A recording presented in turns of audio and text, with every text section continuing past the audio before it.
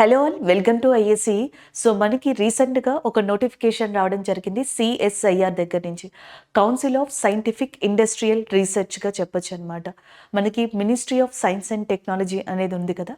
So ఈ ministry of science and టెక్నాలజీకి సంబంధించిన ఈ మినిస్ట్రీ విభాగంలోనే వన్ ఆఫ్ దట్ రీసెర్చ్ వింగ్గా, రీసెర్చ్ అండ్ డిపార్ట్మెంటల్ వింగ్గా కూడా సిఎస్ఐఆర్ అనే దాన్ని చెప్పొచ్చు అనమాట.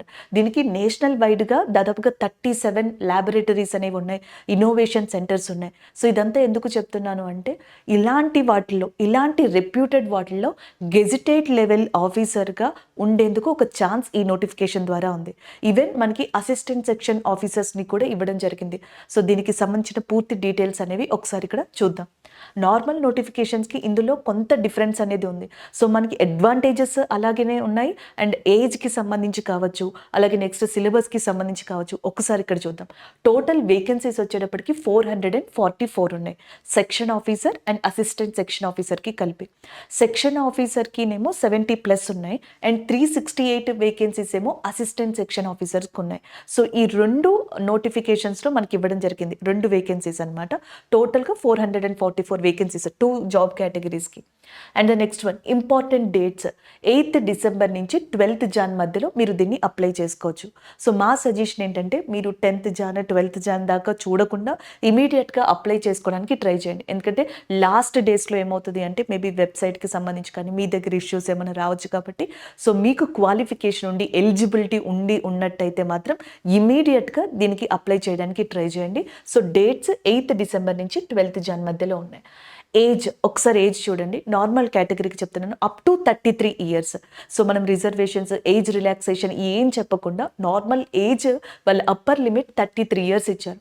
సో చాలామంది ఎస్ఎస్సికి ట్రై చేసి, కొంతమందికి 30-31లో ఉన్న వాళ్ళు, సో వాళ్ళకి ఒక ప్రయారిటీలు ఉంటాయి. సో ఏజ్ దగ్గరకు వచ్చింది కాబట్టి కొంతమంది మిగతా వాటికి సిహెచ్ఎస్ఎల్ లేకపోతే మిగతా వాటికి ట్రై చేసిన వాళ్ళు ఉండుంటారు. 27 ఇయర్స్ ప్లస్ ఉన్న వాళ్ళు, కొన్ని ఎగ్జామ్స్కి ఎలిజిబుల్ కాని వాళ్ళు ఉండుంటారు. సో అలాంటి వాళ్ళు, మీరు ఏదైతే ప్రిపరేషన్ చాలా సంవత్సరాలు చేసి ఏజ్ ఫ్యాక్టర్ అనేది చాలా మందికి అడ్డొచ్చి ఉంటుంది, అలాంటి పర్సన్స్కి ఇది ఒక పర్ఫెక్ట్ నోటిఫికేషన్, పర్ఫెక్ట్ టైమింగ్ అని కూడా చెప్పొచ్చు అనమాట.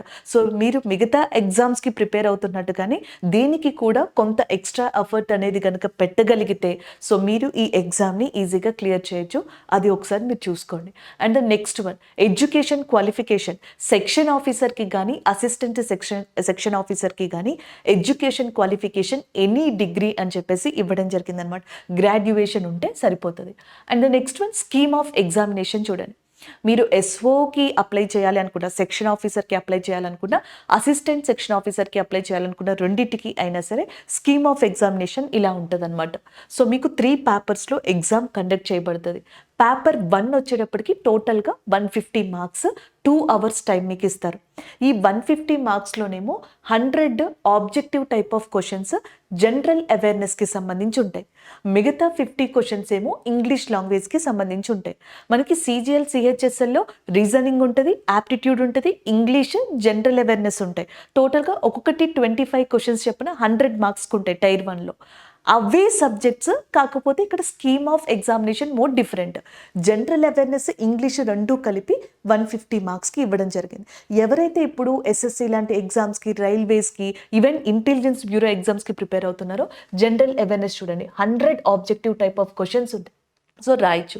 కాకపోతే ఇందులో ఉన్న ఒక్కటి మీరు బాగా చూసుకోవాల్సింది, నెగిటివ్ మార్కింగ్ ఉంది. దాన్ని ఓవర్కమ్ చేయడానికి ప్రిపరేషన్లో ఎక్కువ ఇంపార్టెన్స్ ఇవ్వాలి. And next one, paper 2. Paper 2లో general intelligence, reasoning and mental ability. So మీకు యాప్టిట్యూడ్ అనేది కనిపిస్తుంది, అండ్ ఇంటెలిజెన్స్, రీజనింగ్ కూడా ఉంది. రెండు కలిపి 200 ఆబ్జెక్టివ్ క్వశ్చన్స్. సో 200 క్వశ్చన్స్ 200 మార్క్స్కి 2.5 hours, 2.5 గంటలు మీకు టైం ఇస్తారు. And next one, paper 3, English are Hindi descriptive paper అనేది ఉంటుంది అనమాట. సో దాంట్లో మీకు ఎస్ఏ రైటింగ్ కానీ, సో లెటర్ రైటింగ్ కానీ, వాళ్ళకి సంబంధించిన ఒక స్కీమ్ ఆఫ్ ఎగ్జామినేషన్ని ఇక్కడ మనకి మెన్షన్ చేశారు. సో అది కూడా 150 మార్క్స్కి 2 hours. సో ఇవి 3 పేపర్స్ని ఇవ్వడం జరిగింది. ఈ 3 పేపర్స్లో సో వాళ్ళు కేటగరైజ్ చేసిన మినిమం క్వాలిఫైయింగ్ మార్క్స్ ఉన్నాయి. సో వాటిని దాటగలిగితే, ఆ యాక్యురేట్ మార్క్స్ని కనుక మనకి బ్రేక్ చేయగలిగితే, దాని తర్వాత ఇంటర్వ్యూ ఇంటర్వ్యూ అనేది ఉంటుందన్నమాట. అలాగే ఇక్కడ అసిస్టెంట్ సెక్షన్ ఆఫీసర్ అని ఉంది చూసారా, section officer, assistant section officer 2 పోస్టులకి సంబంధించిన నోటిఫికేషన్ ఇది. ఎవరైతే అసిస్టెంట్ సెక్షన్ ఆఫీసర్కి మాత్రమే అప్లై చేసుకుంటారో, సో ఏఎస్ఓ గనక మీరు రాయాలి అనుకుంటే ఈ 3 రాసిన తర్వాత ఇంటర్వ్యూతో పాటుగా కంప్యూటర్ ప్రొఫిషియన్సీ టెస్ట్ అనేది కూడా కంపల్సరీ మీకు ఉంటుంది. సిపిటి ఎగ్జామ్ అనేది కూడా ఇక్కడ మెన్షన్ చేశారు. సో ఇది స్కీమ్ ఆఫ్ ఎగ్జామినేషన్ అండి. అండ్ ద నెక్స్ట్ వన్ చూడండి. సో నెక్స్ట్ వచ్చేటప్పటికి ఎగ్జామ్ డేట్ February 2024లో ఉంటున్నట్టుగా టెంటేటివ్ డేట్ ఇచ్చారనమాట. ఇందులోనే ఒక బెస్ట్ థింగ్ చెప్తాను. సెక్షన్ ఆఫీసర్కి శాలరీ దాదాపుగా మనకి 1,42,000కి పైగా మనకి ఉండడం జరుగుతుంది. ఈవెన్ అసిస్టెంట్ సెక్షన్ ఆఫీసర్కి కూడా 1 lakh పైన శాలరీ ఉంది.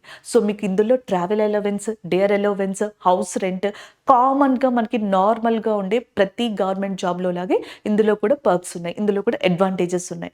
సో వాటితో పాటుగా కొన్ని ఏంటంటే మెడికల్ ఎక్స్పెన్సెస్ కానీ, సో దాని తర్వాత లీవ్ ట్రావెల్కి సంబంధించిన ఎక్స్పెన్సెస్ కానీ, నెక్స్ట్ మీకు హౌసింగ్కి సంబంధించి advance type of kind of advantages కానీ, అలాంటి అలవెన్సెస్ కానీ, ఇలాంటివి కొన్ని దీంట్లో స్పెసిఫిక్గా మెన్షన్ చేసి ఉన్నాయి.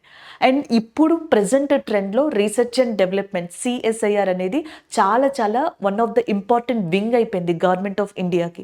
అందులో గెజిటేటెడ్ ఆఫీసర్ అంటే వన్ ఆఫ్ ద టాప్ నోచ్గా చెప్పచ్చు. అంటే మీకు ప్రొఫెషనల్గా లైఫ్కి సంబంధించి బాగుంటుంది, పర్సనల్గా శాలరీ పరంగా చూసుకుంటే ఫినాన్షియల్ సెటిల్మెంట్, మీరు మీతో పాటు మీ ఫ్యామిలీ కూడా ఫినాన్షియల్ పరంగా, హెల్త్ పరంగా సేఫ్టీగా ఉంటుంది. సో కాబట్టి ఏజ్కి సంబంధించి కూడా ఒక బిగ్గెస్ట్ అడ్వాంటేజ్ చాలా మందికి ఉంది. సో మేము కొంచెం ఏజ్ ఉంటే ఈ నోటిఫికేషన్ రాసే వాళ్ళము, మాకు వచ్చేదేమో అనుకునే వాళ్ళు ఉన్నారు చూసారా, వాళ్ళకు ఒక పెద్ద అడ్వాంటేజ్. రెండోది, ఎవరైతే ఐబీకి లేకపోతే నెక్స్ట్ వచ్చేటప్పటికి రైల్వేస్కి, SSC CGLకి ఇలాంటి వాటికి ప్రిపేర్ అవుతున్నారో, మీ దగ్గర గ్రాడ్యుయేషన్ అనేది ఉండే, జీడీ ప్రిపేర్ అయ్యే వాళ్ళు కూడా గ్రాడ్యుయేషన్ అనేది కంపల్సరీ ఉంటే, సో దీన్ని వదలకుండా అప్లై చేయండి. మంచి శాలరీ అండ్ మంచి ప్రొఫెషన్సీకి సంబంధించిన జాబ్. అంతేకాకుండా ఇక్కడ ఇంకొకటి చూడండి, మీరుకి అసిస్టెంట్ సెక్షన్ ఆఫీసర్ వచ్చింది అనుకోండి, సో వన్స్ మీరు ఇందులోకి ఎంటర్ అయిన తర్వాత through that departmental promotion section officer gazetted వరకు కూడా మీరు వెళ్ళొచ్చు. సో అది కూడా ఒక పాసిబిలిటీ అనేది ఇందులో కనిపిస్తుంది. కాబట్టి సిలబస్ చూసుకొని ఇమీడియట్గా అప్లై చేసుకొని ప్రిపరేషన్ని స్టార్ట్ చేయండి. ఈ ఛాన్స్ని మిస్ చేసుకోవద్దు. All the best. జై హింద్.